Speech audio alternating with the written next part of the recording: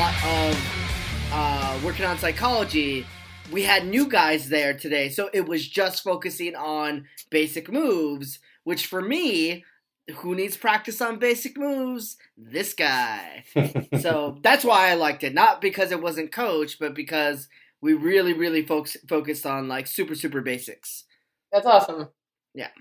You know what else is awesome? What's awesome? The fact that it's Friday, March 31st, 2017, and you're listening to On the Heels Wrestling Podcast. I'm Brittany. I'm Ray.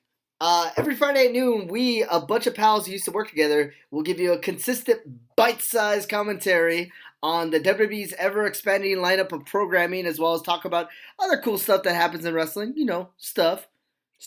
Sometimes we recap. Sometimes we conversate and debate in our roundtable discussions. Sometimes we interview wrestlers from right here in Seattle, Washington. This week, we are graced with the presence of arguably one of the biggest assholes and one of the people that I both hate and love the most. 3-2-1 Battles, member of the Hellfire Club, who would like to be announced as simply the best, Steve West. Woo! I like being announced by my name. I'm okay with that. Right. Okay. Well, you're kind of like simply not the best, but that's false. I think I've told you to your face before that you're simply a bitch. Yeah, that's my favorite.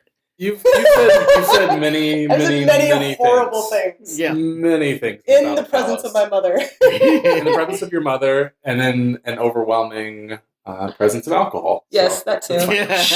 Let's not talk about that. I think I've been spit on by Steve West at least 10 times. A lot of snot rockets. Yeah. If you're only getting the spit, you're not getting the snot. Yeah, you're lucky. You're lucky, Ray. That's a good one. Okay, so start off with how long have you been wrestling? Where are you from? Kind of give us like a short little summary of like how did you get into wrestling? Oh man. So I'm an Army brat. So born on a military base in Georgia, which brought me to the Tennessee-Kentucky state line, where there's a big Army base there, where I lived most of my life. Only been in Washington for like a year and a half, so this is all still very new to me. We love having you. I mean, no, we don't. That's fine. Okay. That's fine. You don't have to love me because you have to put up with me regardless. I do. That's totally fine. It's really hard to honestly answer a question like how long have you been wrestling, because did you start wrestling when you started messing around and like having silly wrestling matches with your friends, or did you start wrestling when you got trained and had your first like paid professional wrestling match, right? How do you count it? For the sake of legitimacy, I tend to count it as when I made my professional debut. Like wrestling in a backyard with my little brother, I don't really count as like my start of wrestling, even though it kind of was. Like people drop elbows off their couches onto dummies and pillows and stuff all the time, but they're not really like wrestling. Right. So yeah, for me, made my professional debut in November of 2005. So 11 years ago. Damn. Yeah. Damn. Long time. Okay. Long time. So, okay, going from, wrestling in the backyard, wrestling in the living room, that kind of thing, to actually going to get trained, making that step, like, what was it that made you want to take that first real big step? To be honest, I had been a fan of wrestling since I was probably 8, and there's nothing, even like on a small scale independent level, you don't really get the pageantry that you get with the large scale production of wrestling. So nothing that you do, as cool as it might seem to you, really replicates the aspect of having like a formal entrance with an entranceway and having the ring and having the refs and fans and noise and all that kind of jazz. So I grew up as a kid wanting to become a professional baseball player. That's what I wanted to do until I was probably like 8 or 9. Okay. And when I was like 8, I discovered pro wrestling. Yay! And kind of fell in love with it, but still like didn't ever consider it to be an option of something I would do. I just liked it until eventually it was like, no, like wrestling's fucking rad. That's what I want to do. Like this is a thing that I want to do. This thing that real people do. Yeah. And fully enough, like I, as a very young child, wasn't like, oh, I want to play baseball. I was like, no, I'm going to be in the major leagues, and I'm going to make a big fucking deal about like Goals. Yeah, big time goals, absolutely. I like it. And I was really talented as a baseball player. I thought I for sure would get there because I was a tall kid and I knew what I was doing or whatever. But I ended up taking a year off of baseball in like middle school.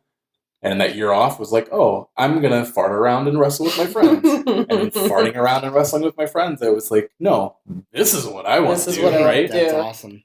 The super cool thing when I got into high school, I was in a drama class, and our theater instructor would let me and my friends bring in like our backyard wrestling tapes and play them for the class. What? So that's awesome.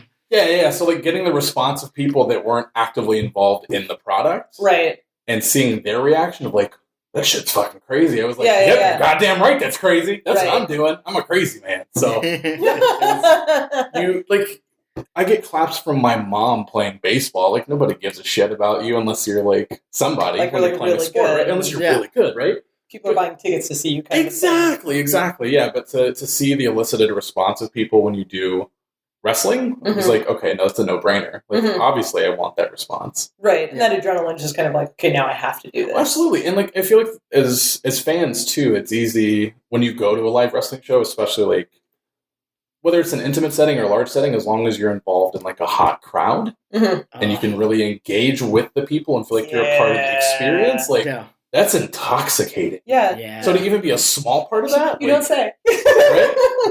It's more intoxicating. As we're sitting here on a wrestling podcast, it's so much more intoxicating than the beer, all the Rainier that Brittany downs during the course of the 3-2-1 battle show. I only have like 1 or 3 dozen gallons. All right. Well, speaking of 3-2-1, so you're actually sort of in an interesting role. If we can talk about this a little bit, because we've had other wrestlers on the show, and they're all a part of the promotion. They're in the backstage, but your role is much bigger than that. Can you talk about that a little bit? I can. Yeah. I struggle on where to draw the line of like where's kayfabe and where's kayfabe. Where do I the protect guest. the business? You're the guest, so you can choose what that line is. Okay. So I am going to hope that the vast majority of our live audience does not listen to this podcast. Only like 2 people. And reveal more truth than I normally would in a standard conversation. We'll just send this to TMZ after. No big deal. But you guys are kind of in the know in terms of a lot of the behind-the-scenes stuff, so I can expand a little bit, I guess. So on top of being a wrestler, I've played a few different roles, right? Like, I came into 3-2-1 Battle as a manager. Okay. Because when I moved here, I had a dislocated shoulder. I physically couldn't wrestle. I thought that I remember that. I thought I was never going to wrestle again. Right. I still don't have full range of motion in my right shoulder. Wow. I hope none of my future opponents are listening to this. Which shoulder was it again? The right shoulder? It's the right shoulder. Okay, the right shoulder. Yeah. It's good to know. Yeah. Taking notes. Right shoulder. Target for Steve West. All right. So in addition to that, currently I'm working in a few different arenas for 3-2-1. I'm helping book the shows with a booking team, who I won't reveal the rest of the team to protect them a little bit. Protect the identities. Yeah, for sure. That's fair. So it's a 3-person team that's responsible for writing out the shows. And in addition to doing that, I am responsible for lining up seminars so that when we get some guys in to help expand the knowledge of our local talent, as well as just people in the area that want to learn, I help organize that as well. I help teach classes for the gym that hosts 3-2-1 Battle. And I also work essentially as an agent for out-of-town talent as well. So I help coordinate with the guys locally. I did the math recently and figured out the day of a show I have to talk to a minimum of 50 people. Holy shit. So that's like have to talk to. That's not necessarily... That's not including fans. It's not including anything else. Just members of the production team and the roster. Okay. 50 people a night. Shit. So on a day when I'm particularly antisocial, it's a bit of a task. I've seen that. So I tend to... I'm a bit of a bee the night of shows. I'm constantly buzzing and moving and just going the night from of A shows, to B. Or though. just the night of shows, yeah. Okay. Fridays are a hectic day. So it's nice on the rare occasion that I'm a part of anything wrestling-oriented that's not 3-2-1 Battle, because I get to breathe. Leave all the pressure on other people, because I tend to take on a lot of responsibility on myself because if I don't know for sure that something's covered, I have to make sure that it's getting covered. Right? Makes sense. So, yeah. Awesome. So in looking at the card and building out like a show, a Friday night, you know, I'm gonna pull the curtain just a little bit. How dare you? Like, how dare you? what are some of the things philosophy-wise do you keep in mind when putting together the card and some of the segments on the show? As far as like, you know, like the mic stuff, the you know, promo stuff. Like, what are the kind of some of the things that you keep in mind to get a good flow as far as the show goes? It's a combination of a lot of things. There's kind of a general recipe that tends to work on most wrestling cards, which is you start with a hot opener. So you have to have a match out of the gate that grabs people's attention, right?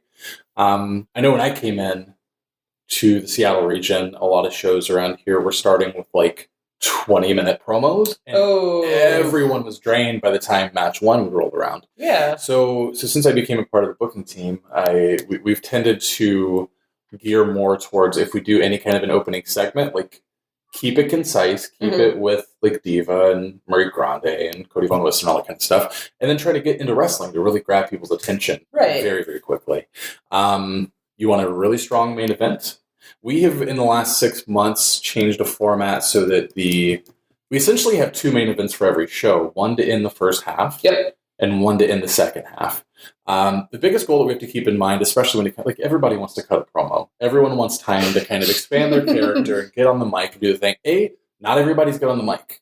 Yeah. You have to be able to clearly communicate, and if you can't captivate people, you definitely need to be limited on time if you're on the microphone at all. Yeah, I've seen where that goes bad. Yeah, and if it starts to tank, it's going down fast. Yeah, you can take the whole air out of an entire room that was super hot with just like a minute too long promo.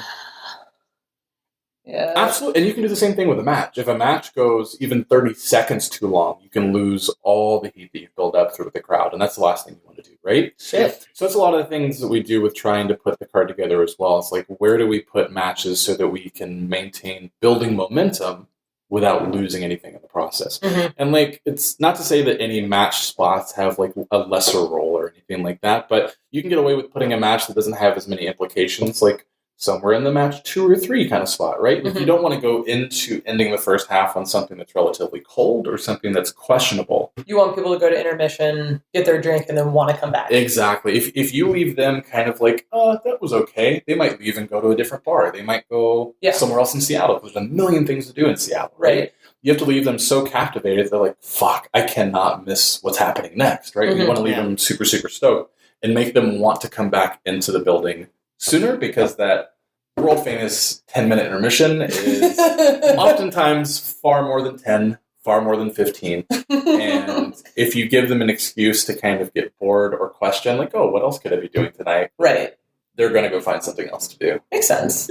Oh, that makes sense a lot. So you had mentioned you help coach at the Battle Palace, and you're keeping in mind kind of all of these things that, like, people want to do promos, people want to have really long matches. Like, how do you take those lessons that you've learned as a booker and apply those to your coaching techniques? Like, do you work on promos in class? Do you? I do, yes.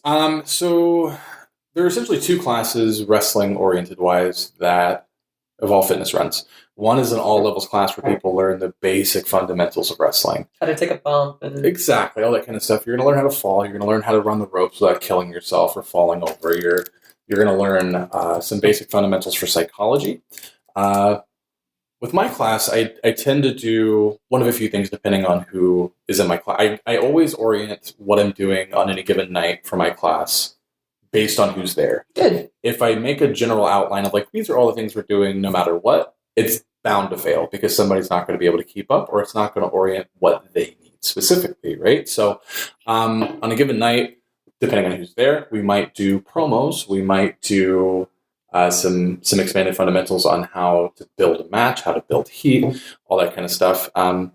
The biggest thing that I try to do is take the guys that are already on the shows or are right there, like getting ready to debut, and try to polish their general character. Try to help them with what they have to make it a cleaner presentation and give them the little things that they might be missing. Aside from that, it's oftentimes just a matter of like running people into the ground, because there's nothing you can do in a gym that replicates wrestling cardio. Even running the ropes inside of a ring gives you somewhat of an idea, but a wrestling match isn't run. It's you're down and you're up and you're down and you're up and you're running, and there are times to slow down and times to build up. And there's just certain adrenaline that comes with performing that you can't replicate in a classroom setting. Absolutely. Yep. That's why a lot of times people tend to get hurt more in training than they do in matches, because the adrenaline level when you're in front of a live crowd cannot be replicated, right? So you tend to have to pace things in terms of how you train based on what your body can do without that extra adrenaline boost. Interesting. Yeah. So one thing I'm kind of interested in, with independence versus kind of TV, WWE kind of stuff. WWE stuff, I mean, you have people that are sticking around week by week, and they're watching like a storyline kind of go. And so the storylines could be a month. They could be, a couple weeks, whereas a independent show, you're not weekly, necessarily. And you won't get necessarily the same people every show. Like, sometimes fans come once a month. Sometimes, sometimes they're every single show. How long do you do how long should a storyline? Are storylines shorter or longer? In the independent scene, not only 3-2-1, but kind of what you've seen out there. Do they tend to go a lot longer? Do they, how does that work? A lot of it really depends on where you are, right? Like, what's you in that context?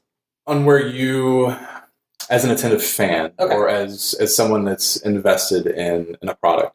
If you're jumping around independent to independent, you're probably not going to follow every single thing that's happening unless you're really loyal to the brand, right? So it kind of depends on where you go, because some companies will just slap matches together. Like, okay, here's a card. No story, no nothing. We're just going to wrestle. Okay. Some companies will throw all story and very little like actual wrestling. It's all about the balance, essentially. In my experience, I found that if you're going to run a program, if you're going to have two guys or a series of guys or whatever that are intermingling in the same story for a period of time, you're best served to try to figure out, like, I work in odd numbers, right? So you want to essentially have like 3 or 5 or 7 matches with those individuals, so that it's not just like a one and done. If you have 2 guys wrestle twice and one guy wins both times, then okay, obviously superior wrestler. What was the point of doing that? Right. So if you run, it makes it somewhat predictable to an extent. But if you have a storyline going where one guy gets a win, and then on the next show or a couple shows later, they have the same match, but the result's different, and the other guy wins, then now it's like, okay, one night he got the best of me, the next time around I lost, so where do we go from there, right? You have the blow-off, you have the rubber match. So for me, anytime you have a storyline, it's always important to essentially have a conclusion to the story, because you don't want to just have this open-ended thing that you don't know where it's going, and there's no end in sight. You have to be able to wrap the story at some point. So it's either done through matches, through story, and a lot of times, like, the more entertaining aspect is always going to be if you're able to write in story that has nothing to do with wrestling, right? The actual wrestling competitive nature of things is going to tell you, like, okay, like, you want guys that are kind of paired up in a specific way to complement one another, whether they're the same style or just because it's a natural antagonistic story. Like, the bully versus the nerd never gets old. Everyone can compare to that story. It's great now that you have like a nerd character. It's so perfect that we have a nerd character. Yeah.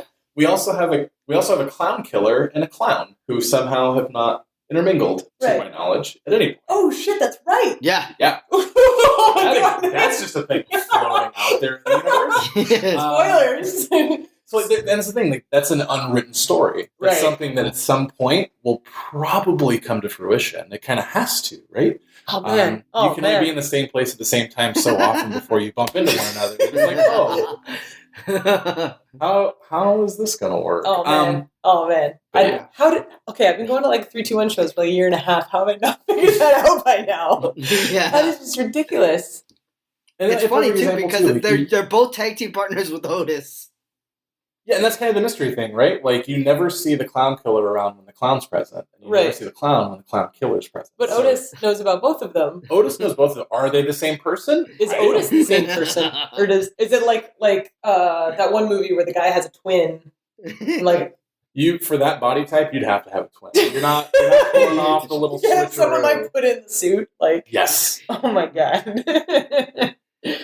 Oh, that's great. How do you think, so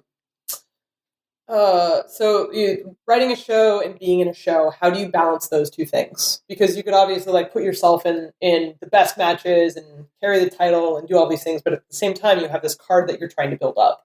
How do you balance that? I tend to be incredibly selfish. No, I'm kidding. I make a point to put as much focus and attention on literally everything that isn't my match. That's what I do. For me, my matches are usually an afterthought. Somehow they still end up being palatable. People seem to enjoy them. They're decent. But for me, I tend to be so invested in the people that are putting the time into doing a lot of work for the company that I try to do everything I can to ensure that they're in a position to succeed. So,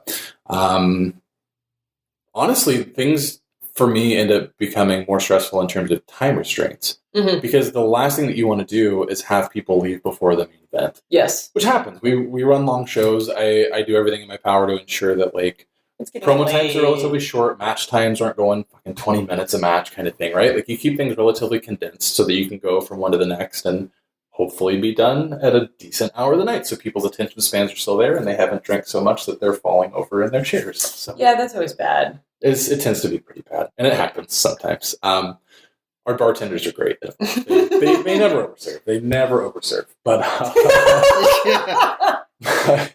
no, that's not why my mom keeps going back. Not at all. But yeah, it's an interesting thing to find the balance, and I'm lucky that I'm not the sole person responsible for ensuring everything happens, because then there's a checks and balances system. Right. I also make a point to do everything in my power to never book myself. Mm-hmm. I don't book the results of my own matches. I don't, because that wrestling's not predetermined anyway. So of course, no, it's not at all. Not at all.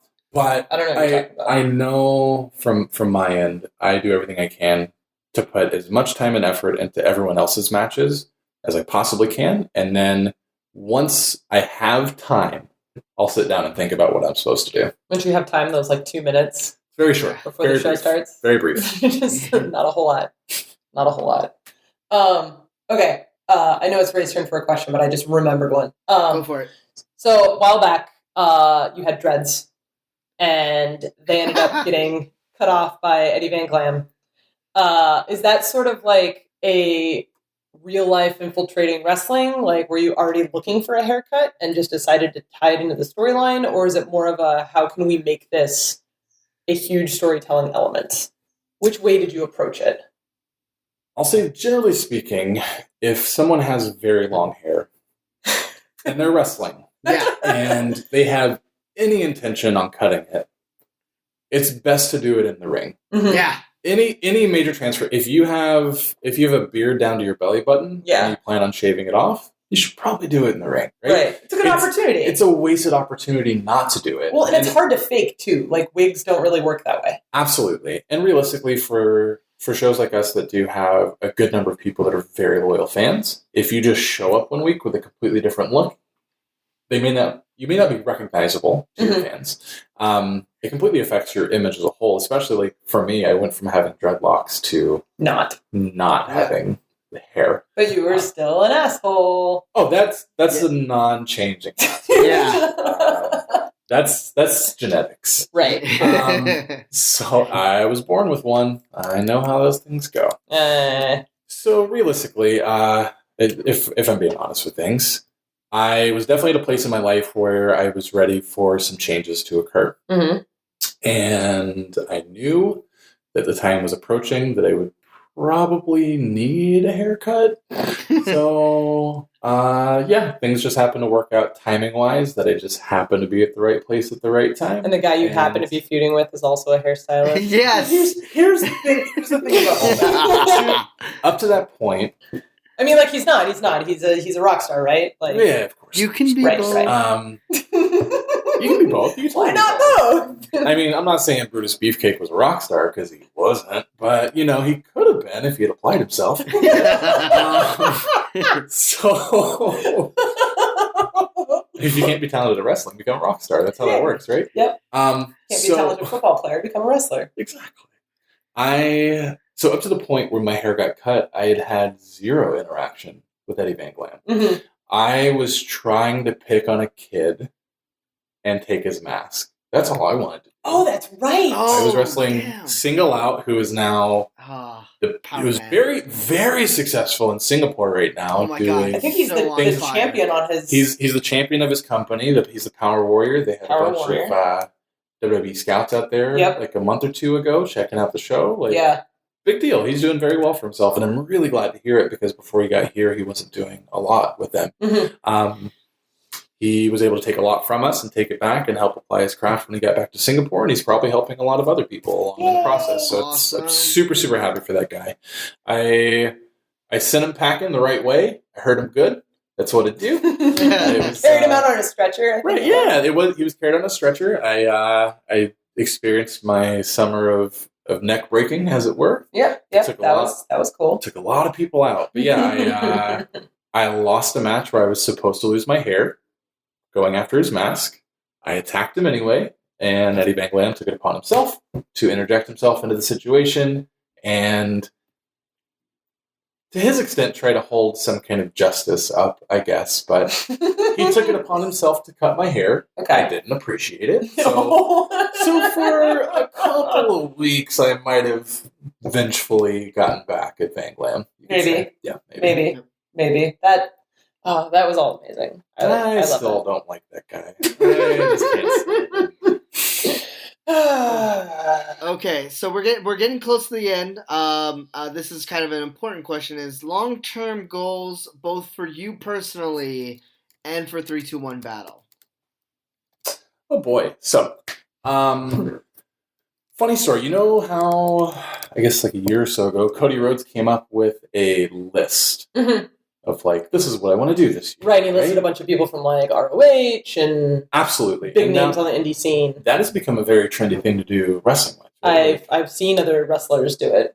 At the beginning of this year, I wrote out a very long list, and so I guess in terms of short-term goals, it's funny looking back at the list now because 90% of it was for 3-2-1. It had nothing to do with me. I've already knocked out about half the list. Congrats. So things are coming along. One of the things was an entrance set, which is now completed. Looks great. Upgrades to be done on that soon. Short-term goals, a lot of which are already being done. It's getting more guys in, featuring guys more prevalently, upgrading the presentation of the show. Long-term goals, there's a lot of things that I want to do. There's still a lot that's coming down the road. It's bringing in talent that has yet to be presented to our audience. There's one that I'm waiting for this summer because he has an exclusive deal that he can't work anywhere in North America until his current contract ends. I'll keep that one a secret until that changes. However, there is there were 3 names that I wrote down for guys that I wanted to get in 3-2-1 this year. One of which I just mentioned, and I can't say him by name. That's fine. That's fine. Not fingers crossed. It's going to kill all the mojo in the world if I say his name. Yeah, don't do it. It's not going to happen. Right. No, let's not risk it. I have worked out a deal to get a specific piece of talent in to work with us this summer. He'll be hosting a seminar at Evolve. He will be on a 3-2-1 Battle show. He will fly out the next morning to go work his hometown. I'm not going to reveal his name quite yet. Oh man, I almost thought you were going to reveal his hometown. Don't do it. I'll give you hometown. I'll give you hometown, which is Chicago. Can't say that. I can say Chicago. Sure, I can. You could have said, like, I don't know, Nebraska. Well, Nebraska's not a town. Yeah, like it's all like one town, right? If it was a really sought after piece of talent from Des Moines, then it might give some stuff away, right? Yeah. But there's a ton of people from Indiana. Chicago. It's okay, well. It's working on this guy from Death Valley, trying to get that cat in. I don't know. He's kind of booked around this time of year. Tends to be. You could have also said his hometown of parts unknown. Oh man, that really opens the doors. Right. So you've got 2 guys, and then another one you've got coming in. Yes, and then the third just came in for First the World, which was Johnny Cockstrong. Yes, he was awesome. He was. I was dying to get him on a show out here. I've known him for a very long time, and I knew that our crowd would be very responsive. To what he is. Dick jokes is kind of like the core and center to 3-2-1. So there are what 2 or 3 catchphrases in all of our like little environment of a world, right? Right. Solid Steel. Deoc. Which obviously fits right in. Yeah. And I'm sure there's another one that's just not coming to mind. Probably. But yeah. Yeah. Oh, yes, mommy. I guess. Yes, mommy. Yeah.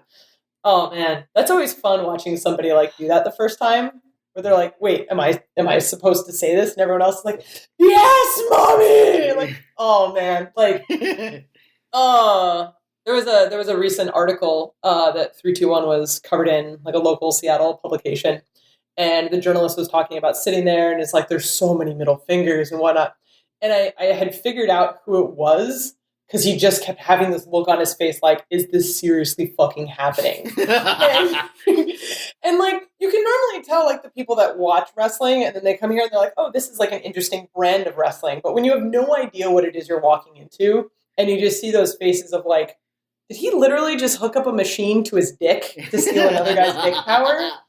Like, what is going on here? It was magic. All right. So, fun question. Away from all the 3-2-1 stuff, growing up, who were some of your favorite, first favorite wrestlers? Oh man. So when I was probably 8 or 9, I based a little notebook of drawing out with stick figures how to perform wrestling moves based on like my favorite dudes at the time. Awesome. Yeah, I think I may still have that thing floating around somewhere. But yeah, oddly enough, it wasn't purely like clean-cut babyface stuff either. Go figure. Oh, I wonder why. I didn't just like the good guys. But I mean, the obvious ones at that age. So like I was, let's see, when I first got into wrestling, it was 8, so it would have been like 92 range. Like Raw hadn't come out yet, so wrestling was super limited in terms of what you could find on television. I remember going to like a library to rent WrestleMania like a million times because it was the one wrestling video they had in like this military post library. Awesome. Yeah, early favorite wrestlers like Hulk Hogan. Obviously, we loved Hulk Hogan.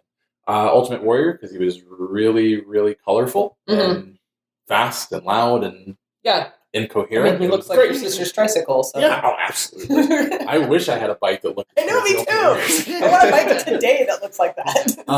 But then ultimately, like I was a really big fan of like Rick Rude. I loved Rick Rude. In general, like a lot of the bad guys from the '80s were really like there was nothing like Paul Orndorff. Yeah, like okay, he's Mr. Wonderful, but like, is he? To me, he wasn't. He was just some fucking douche that thought he was the greatest, and he really wasn't at all. But like Roddy Piper was the greatest. No matter how bad he was super, super good. Those are like, and oddly enough, those all in retrospect had pretty colorful gear. So that probably caught my eye as a kid. But yeah, like I thought Rick almost Rude. Like they do that on purpose. Oh, absolutely. Yeah, Rick Rude and Macho Man, specifically like not Macho King, but Macho Man, Randy Savage. Were big time. Love those guys. Okay, 2-part question. Favorite match that you've watched, either TV or live, and favorite match that you yourself have wrestled. Okay. Just to backtrack and put a cap on the previous question, I don't know how I forgot this, but like all-time favorite wrestler Shawn Michaels. Nice. All time. That is not surprising hearing everything else. It's a weird thing because my first memory of wrestling wasn't a match. It was the segment with the barbershop window. Michaels made the heel turn, threw Jannetty through the window, and that captivated me out of the gate. It was like, that's real. That's real glass. It wasn't real glass. But like that grabbed my attention out of the gate, and I was immediately invested not only in that angle, but then like the breaking up of the team and their feud that came from that. So, right. like, one of the first matches I remember was like that barbershop window being the catalyst for everything else. Absolutely, and then like Jannetty makes a surprise return and faces Michaels and takes Intercontinental title and all that kind of stuff. Like it was gold. I was hooked super early from specifically like that kind of angle. But to go back to your question, which I've already forgotten. Best match that you've watched and best match that you've wrestled or favorite match. Man. So my favorite match that I've wrestled so funny thing. On back home in Tennessee, I still consider that home. I had a match in front of 80 people that wasn't recorded and no one will ever see. It was against a very talented, very small guy named Damian Nero, who's a really good friend of mine. And like 45 seconds into the match, he ran and did like this cross body that went higher than anticipated. I'm a tall guy. Yeah. He was very, very skinny. So like his sternum and his ribs stuck out. He wore like a shirt or something to cover it, right? But his sternum caught me in the eye and busted my eye. So like I'm bleeding, I can't see out of one eye. And this is a minute into the match, right? I've never heard of a cross body busting somebody. Oh yeah, it happened. It's real, man. Independent wrestling. Yes. And I finished the match. We didn't miss a step through the process. Just got blood everywhere. And I remember like at the end of that match just thinking like that was fucking cool. Like we just went without a hitch and I'm bleeding everywhere. And I don't mind that because I grew up liking like Japanese deathmatch wrestling and stuff like that too. So that was fine. No big deal. My favorite match in the last like 5 years, I worked in Vancouver in a match against Daniel Makabe. What? In what was supposed to be my final match. I was retiring. I had started my career in massage therapy. I was pretty convinced that I couldn't do both. And it turned out to be completely wrong. Hindsight. But yeah, so I wrestled this match with Makabe, got a standing ovation at the end. I like kneeled in the ring crying afterwards. It was a really emotional thing, and the match went over pretty smoothly. I will say that later down the road, I interacted with Makabe, who I run into from time to time in Seattle, and he definitely kind of shit all over it and was like, yeah, it wasn't that good. Oh my God. I go back and watch, I'm like, yeah, no, it was more emotional than anything. Like the wrestling was pretty good. It was right. It's the moment, like, the match may not be memorable, but it's what you were feeling during the match. Exactly. And I've never been more charged with emotion in a match than I was then.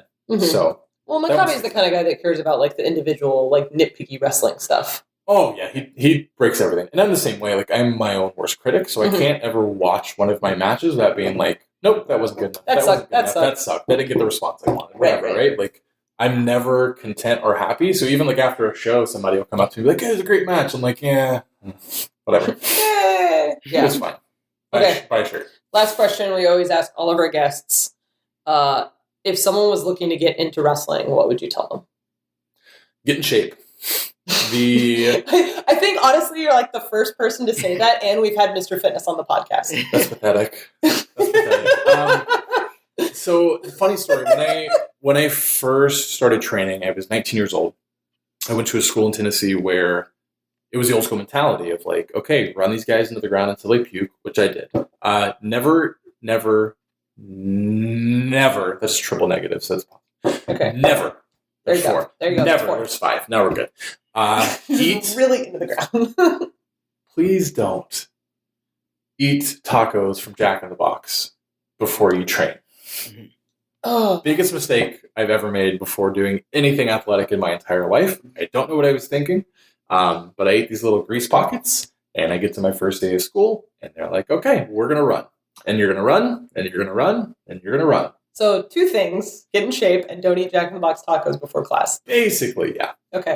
2 very related things. They're obviously related. There's a direct correlation there, I'd say. But yeah, no, in general, like you need to come into wrestling with an open mind and not have the expectation that things are going to be this grand thing out of the gate. You have to be patient with it. You have to learn that it takes time to absorb things. Like, honestly, in my personal opinion, I fucking sucked at wrestling 4 years ago. And that was 7 years into wrestling and kind of knowing what I was doing. So you have to be patient with the process.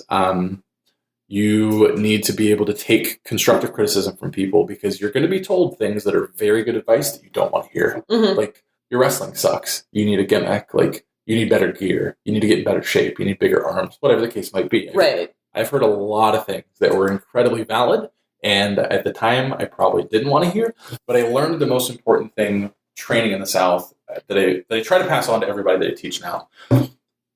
Come in with your mouth shut and your ears open. Absorb everything that you can from every potential party because you're going to learn how not to conduct yourself as a professional, and you're going to learn exactly what you're supposed to do at the same time. That's good advice even outside of wrestling. In general, it's great life advice, right? But like, the less that you speak, the less attention you're drawing to yourself, and the more that you get to learn from everything around you. So listen and get in shape. Learn, even if you don't like look great, at least like be competent enough to like run and do kind of athletic things without puking. Listen, fitness, no tacos. Yes. Okay. And probably not get kayfabe tattooed on your abdomen. That's probably not a good idea. I don't know, because it leads you to get to wear your merch on Monday Night Raw. True that. It worked out very well. It worked out very well. Yes. Okay, Ray, close this out. All right, that'll about wrap it up for this week. If you like the podcast, you can find us on Twitter at OnTheHeelsWP and on Facebook.com/OnTheHeelsWP. If you can find us, we're on iTunes. Ray, how many fucking podcasts have we done? Yeah, so many. But you can find us on iTunes, SoundCloud, and YouTube. All right, so thank you for listening to On the Heels Wrestling Podcast. Please like, share, and subscribe. And if you're listening on iTunes, please give us a 5-star rating. Please. Tune in. Oh, wait. What the fuck? We don't say thank you. I think you wrote the script. I think you both just heel turned on me. I want. Where's Kyle? I want Kyle. Ray, you're fired. Right, so thank you. Thank you, Steve West. So much. It was amazing having you on. Yeah, pleasure was all yours. It was really good. This was a good interview. I would say I had a good time. It was pretty much simply the best. The giant question mark and some implied italics there, pal. I don't like that. All right, so tune in next week where we will recap Wrestle fucking Mania. Yeah. Because holy crap, it's finally here. Oh my god. And I'm not actually flying out this year. I get to watch it live. Yep. Which is unfortunate because it means that I missed the Flow Rider concert last year. Anyway. And this year it's going to be a Flow Rider Pitbull concert. The best in pop music. Yep. Steve is just shaking his head so hard right now. There are no words. And then after all of that, we'll ask ourselves the eternal question, who the fuck is Kyle? Yeah, it was just this random guy. He showed up for 3 podcasts and it was super lame. Those were super lame. Not as cool as this podcast. I heard he gave you the idea to use Simply the Best entrance music. That's what I heard. But is that the implication? Because he's a fucking liar. Oh shit! Oh shit! All great things that I do are from my own brain, and no one else's. Yay! Very much. Fucking knew it. Suck it, Kyle. Yeah. On the Heels Wrestling Podcast.